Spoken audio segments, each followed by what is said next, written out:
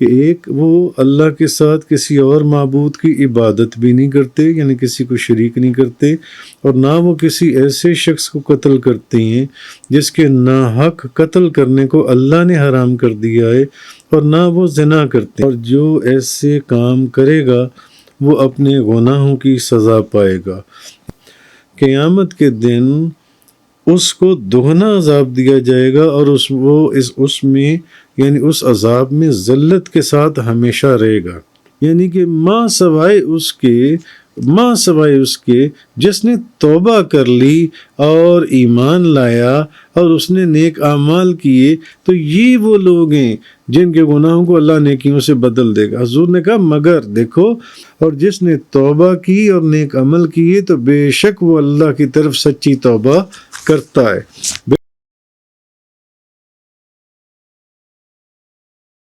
والذین لا يدعون مع اللہ الہا آخر ولا يقتلون النفس التي حرم اللہ الا بالحق ولا يزنون ومن يفعل ذلك يلقى اثاما، اور وہ لوگ جو اللہ کے ساتھ کسی اور معبود کی عبادت نہیں کرتے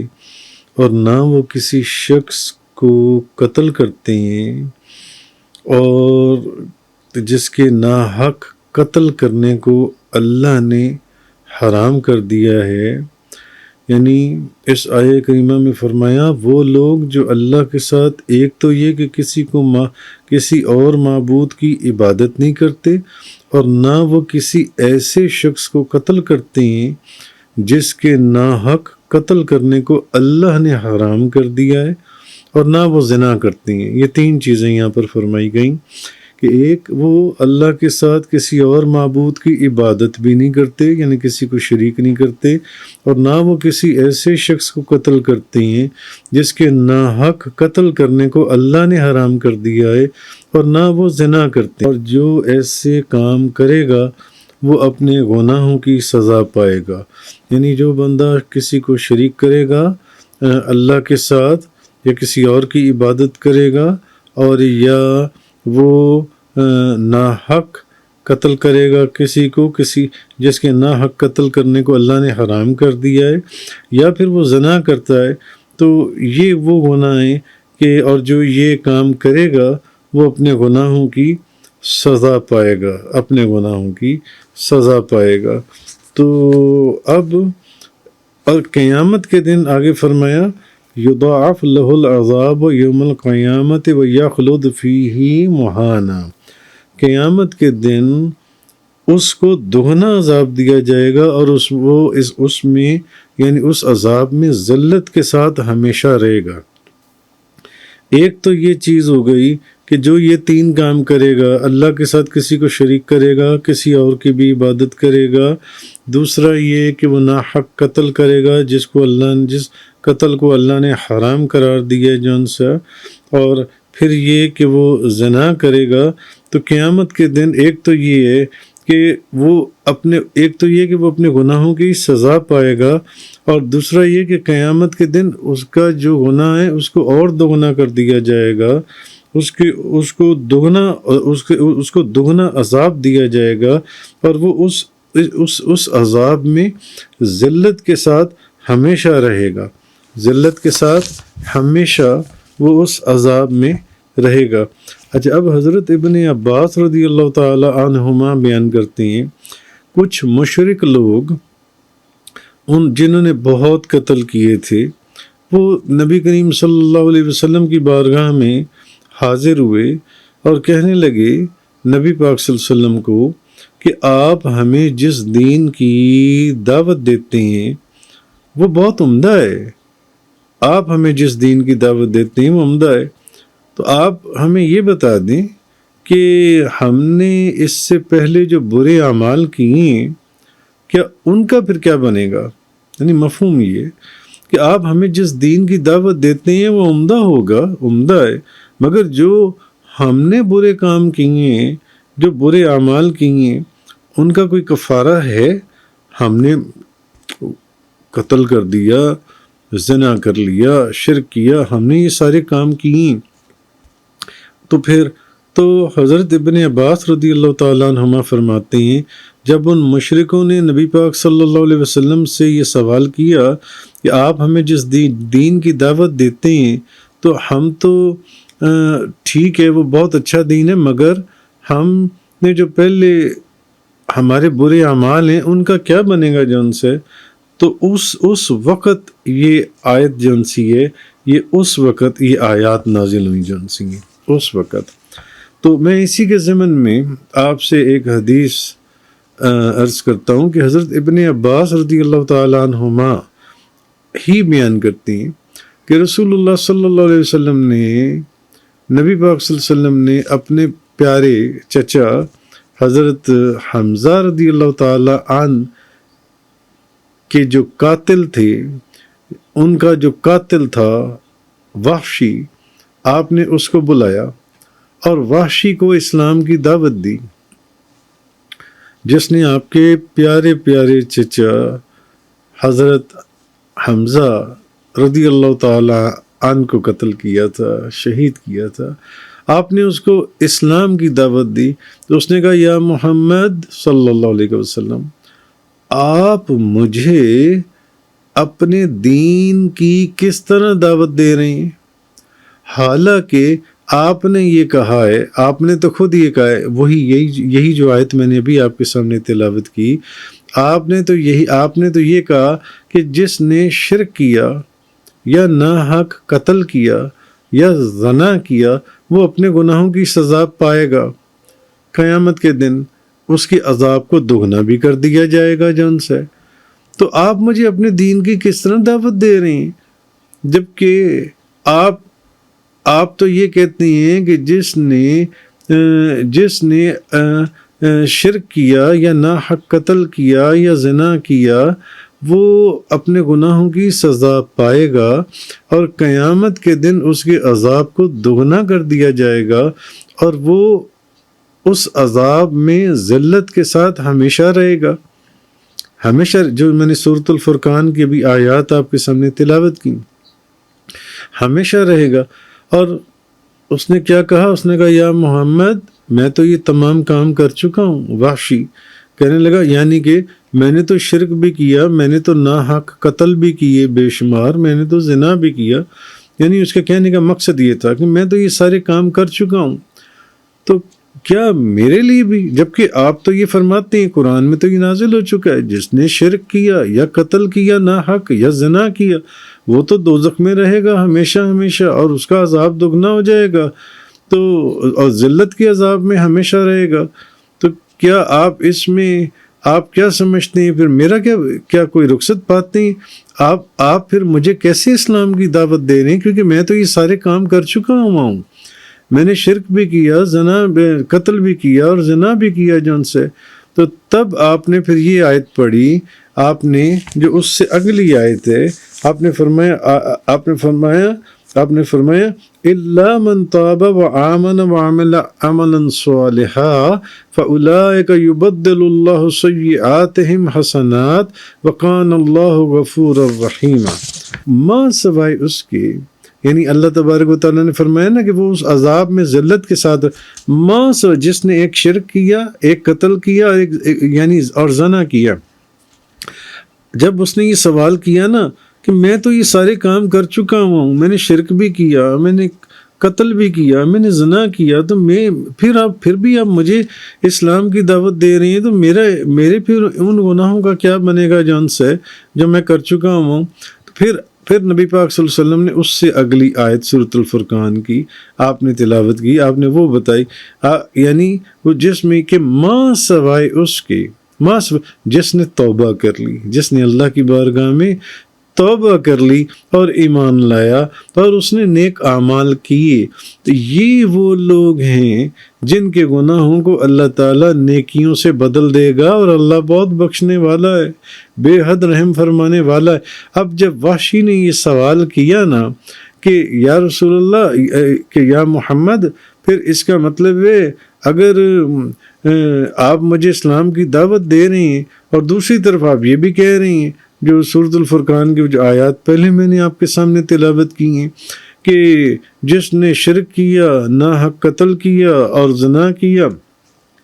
ہمیشہ ذلت والے عذاب میں رہے گا، اس کا عذاب دگنا کیا جائے گا۔ تو پھر بھی آپ مجھے اسلام کی دعوت دے رہی ہیں۔ تو نبی پاک صلی اللہ علیہ وسلم نے پھر اگلی آیت مبارک پڑھی، یعنی کہ ماں سوائے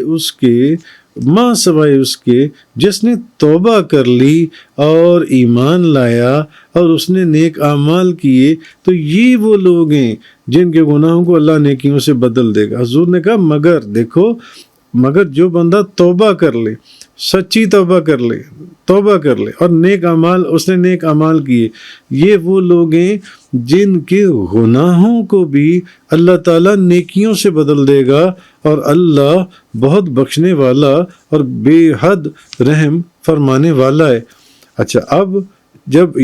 حضور نے فرمایا توبہ کا تو دروازہ کھلا ہوا ہے، جو توبہ کرے گا اس کے تو سارے گناہ معاف ہیں جو ان سے۔ اچھا، اب وحشی کہنے لگا یا محمد صلی اللہ علیہ وسلم، کہنے لگا یا محمد، یہ بہت سخت شرط ہے، شاید اگر میں یعنی اس کے کہنے کا مقصد یہ تھا، اگر میں اس توبہ پر قائم ہی نہ رہ سکا، جو میں نے توبہ کی ہے تو میری تو بخشش پھر گئی، میری مغفرت تو پھر گئی، میری معافی تو پھر ختم ہو گئی۔ اگر میں اس توبہ پر قائم ہی نہ رہ سکا اور میں نے توبہ کرنے کے بعد دوبارہ سے وہی گناہ کر لیا، میں نے شرک کر لیا، میں نے ناحق قتل کر دیا کسی مسلمان کا، میں نے زنا کر لیا، پھر میں نے کر لیا تو اب اور مجھ سے پھر کوئی گناہ ہو جائے، تو اب نبی پاک صلی اللہ علیہ وسلم نے سورۃ النساء کی آیت نمبر 48 یہ آیت پڑھی۔ تو نبی پاک صلی اللہ آپ نے فرمایا بے شک اللہ اس کو نہیں بخشے گا کہ اس کے ساتھ شرک کیا جائے، اور اس سے کم گناہ کو جس کے لیے وہ چاہے گا بخش دے گا۔ اچھا، اب نبی پاک صلی اللہ علیہ وسلم نے وہ آیت پڑھی جس کہ بے شک اللہ اس کو نہیں بخشے گا کہ اس کے ساتھ شرک کیا جائے، اس سے کم گناہ جو بھی ہے وہ جس کے لیے چاہے گا وہ بخش دے گا۔ اب یہ بات سن کر وحشی نے پھر کہا، کہنے لگا یا محمد، اس میں تو فرمایا ہے کہ وہ جس کے لیے اللہ چاہے گا اس کو بخش دے گا۔ سو میں نہیں جانتا کہ میری مغفرت ہو سکے گی یا نہیں، کیا اس کے سوا کوئی اور صورت بھی ہے؟ اب یعنی کہ مجھے کیا پتا کہ وہ میرے لیے چاہ بھی رہا ہے یا نہیں چاہ رہا،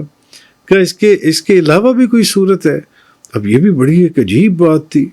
نبی پاک صلی اللہ علیہ وسلم نے تو اس کو ایک سورۃ النساء کی وہ آیت سنائی کہ بے شک اللہ اس کو نہیں بخشے گا کہ اس کے ساتھ شرک کیا جائے، اس سے کم جو بھی گناہ ہے اس کو بخش دے گا جس کے لیے وہ چاہے گا۔ تو وحشی نے کہا کہ یا محمد، کہ اس میں تو فرمایا جس کے لیے اللہ چاہے گا، تو میں تو نہیں جانتا کہ میری مغفرت ہو سکے گی یا نہیں۔ آپ تو کہنے جس کے لیے اللہ چاہے گا، جس کے لیے نہیں چاہے گا تو اس کی مغفرت نہیں۔ اچھا، یعنی کیا اس کے سوا کوئی اور صورت ہے؟ کہ آپ کہیے اے میرے وہ بندو جنہوں نے اپنی جانوں پر زیادتی کی ہے، تم اللہ کی رحمت سے نا امید مت ہو۔ جو گناہ کر لی اپنی میری رحمت سے نا امید مت ہو، بے شک اللہ تمہارے تمام گناہوں کو بخش دے گا۔ اللہ کی رحمت سے نا امید نہ ہونا، بس جب جنہوں نے اپنی جانوں پر ظلم کیے ان کو اللہ تعالیٰ کا یہ فرمان سنایا کہ اللہ یہ کہتا ہے کہ تم بس جنہوں نے اپنی جانوں پر ظلم کیے، زیادتی کی ہے، تم اللہ کی رحمت سے نا امید مت ہونا، بے شک اللہ تمہارے تمام گناہوں کو بخش دے گا۔ لا ریب، وہ بہت بخشنے والا ہے، بہت بے حد رحم فرمانے والا ہے۔ اب جب نبی پاک صلی اللہ علیہ وسلم نے یہ فرمایا کہ تم اللہ کی رحمت سے نا امید نہ ہونا، اللہ کی رحمت سے نا امید نہ ہونا، بے شک اللہ تعالیٰ تمہارے تمام گناہوں کو بخش دے گا، تب وحشی نے کہا کہ یہ وہی ہے جو میں چاہتا تھا۔ پھر وہ مسلمان ہو گئے اور لوگوں نے کہا کہ یا رسول اللہ، اب لوگوں نے کہا کہ یا رسول اللہ، اگر ہم سے وہ گناہ سرزد ہو جائیں جو وحشی سے سرزد ہوئے، تو نبی پاک صلی اللہ علیہ وسلم نے فرمایا یہ آیت تمام مسلمانوں کے لیے عام ہے، جس سے بھی گناہ ہو جائے وہ اللہ کی بارگاہ میں توبہ کر لے، اس کو معاف کر دیا جائے گا۔ اللہ کی رحمت سے نا امید نہ ہو، اللہ اس کے تمام گناہوں کو معاف کر دے گا جن سے۔ تو یہ چیز یہاں پر فرمائی۔ اچھا، وہ جو میں نے آپ کے پیچھے بات کی کہ اللہ تعالیٰ کا گناہوں کو نیکیوں سے بدل دینا جان سے، اگر اللہ تعالیٰ کرم فرمائے تو ایک بات تو یہ ثابت ہوا کہ اللہ اگر کرم فرمائے تو وہ یہ کہ نہ صرف یہ کہ وہ گناہوں کو معاف کر دیتا ہے بلکہ گناہوں کے بدلے میں نیکیاں عطا فرما دیتا ہے۔ یعنی اللہ کا فضل اور کرم ہو تو نہ وہ صرف گناہ معاف کر دیتا ہے بلکہ گناہوں کو وہ نیکیوں سے بدل بھی دیتا ہے۔ حضرت ابو ذر رضی اللہ تعالی عنہ بیان کرتے ہیں کہ نبی کریم صلی اللہ علیہ وسلم نے فرمایا، نبی پاک صلی اللہ علیہ وسلم نے فرمایا، میں اس شخص کو جانتا ہوں، یعنی کہ میں اس شخص کو بھی جانتا ہوں جس کو سب سے اخیر میں دوزخ سے نکالا جائے گا۔ میں اس شخص کو بھی جانتا ہوں جس کو سب سے اخیر میں دوزخ سے نکالا جائے گا اور اس کو قیامت والے دن لایا جائے گا اور کہا جائے گا کہ اس کے سامنے اس کے چھوٹے چھوٹے گناہ پیش کرو اور اس کے بڑے بڑے گناہوں کو چھپاؤ، اس کے بڑے بڑے گناہوں کو ذرا مخفی رکھا جائے گا۔ اس سے کہا جائے گا جس شخص کو دوزخ میں سے سب سے اخیر میں سے نکالا جائے گا کہ تو نے فلاں فلاں دن یہ کام کیے تھے، ان گناہوں کا اقرار اچھا، اب جب وہ ان گناہوں کا اقرار کرے گا، وہ انکار نہیں کرے گا، حدیث میں ہے، مسلم شریف کی حدیث ہے، وہ انکار نہیں کرے گا وہ جو چھوٹے چھوٹے گناہ ہیں، مگر وہ دل میں سوچ رہا ہوگا کہ اور ڈر رہا ہوگا کہ یار جو میں نے بڑے بڑے گناہ کیے تھے ان کا تو یہاں ذکر ہی نہیں کیا جا رہا، ان کا تو ذکر ہی نہیں کیا جا رہا، تو بڑے بڑے گناہوں سے ڈر رہا ہوگا۔ اچھا، پھر کہا جائے گا، یہ مفہوم حدیث بیان کر رہا ہوں، اچھا اس کے ہر گناہ کے بدلے میں اس کو اللہ تعالیٰ کہا جائے گا کہ اس کو نیکی دے دو۔ تب وہ کہے گا کہ اے میرے رب، میرے تو اور بھی بڑے بڑے گناہ ہیں جن کو میں یہاں پر نہیں دیکھ رہا۔ یعنی کہ اب وہ بولے گا، پہلے تو وہ خاموش تھا کہ وہ دیکھ رہا تھا کہ یار میرے چھوٹے چھوٹے گناہ تو بتائے جا رہے ہیں کہ یہ بھی کام میں نے کیا تھا، یہ بھی کیا تھا، یہ بھی کیا تھا، مگر میرے بڑے بڑے گناہ تو بتائے ہی نہیں جا رہے جان سنگھ۔ تو اب وہ کہے گا، وہ عرض کرے گا کہ میرے تو اور بھی بڑے بڑے گناہ ہیں جن کو میں یہاں نہیں، کیونکہ اب نکل تو وہ آیا ہے نا دوزخ سے باہر، اب وہ کہے گا کہ میرے وہ جو بڑے بڑے گناہ تھے ان کا تو یہاں کوئی ذکر ہی نہیں ہے۔ تو حضرت ابو ذر غفاری رضی اللہ تعالی عنہ فرماتے ہیں میں نے دیکھا کہ یعنی یہ بات فرماتے ہوئے نبی پاک صلی اللہ علیہ وسلم ہنس رہے تھے، یعنی کہ آپ اتنا ہنسے حتیٰ کہ آپ کی داڑھیں ظاہر ہو نبی کریم صلی اللہ علیہ وسلم کی۔ تو حضرت ابو ذر رضی اللہ تعالیٰ عنہ بیان کرتے ہیں کہ مجھ سے نبی کریم صلی اللہ علیہ وسلم نے فرمایا، تم جہاں کہیں بھی ہو اللہ سے ڈرتے رہو، اگر کوئی گناہ ہو جائے تو اس کے بعد نیکی کر لو، وہ نیکی اس گناہ کو مٹا دے گی، اور لوگوں کے ساتھ اچھے اخلاق کے ساتھ پیش آؤ۔ اور اگلی آیت کے اندر فرمایا گیا، آیت نمبر 71 کے اندر جو اللہ تبارک و تعالیٰ نے ارشاد فرمایا، وَمَن تَابَ وَعَمِلَ صَالِحًا فَإِنَّهُ يَتُوبُ إِلَى اللَّهِ مَتَابًا، اور جس نے توبہ کی اور نیک عمل کیے تو بے شک وہ اللہ کی طرف سچی توبہ کرتا ہے۔ بے شک وہ اللہ کی طرف سچی، جس نے توبہ کی اور نیک عمل کیے تو بے شک وہ اللہ کی طرف سچی توبہ کرتا ہے، یعنی جس نے توبہ کی اور نیک عمل کر لی، جس نے زبان، اب ایک بات ہے کہ جس نے زبان سے توبہ کی اور توبہ کو پختہ کرنے کے لیے اس نے نیک عمل نہیں کیے تو اس کو اس کی توبہ نے کیا فائدہ دینا ہے، وہ تو ویسے ہی وہ پھر سے اور گناہ ہی کرتا رہا جن سے، نہیں، تو بلکہ جو توبہ کرے اور اس کے بعد نیک عمل کرے تو وہ اپنی توبہ کو اعمال صالحہ سے پختہ کر دیتا ہے۔ تو جس نے توبہ کی اور نیک عمل کیے تو بے شک وہ اللہ کی طرف سچی توبہ کرتا ہے۔ وآخر الدعوانا ان الحمد للہ رب العالمین۔ تفسیر قرآن کا یہ لیکچر انگلش میں سننے کے لیے براہ کرم ڈسکرپشن میں موجود لنک پر کلک کریں۔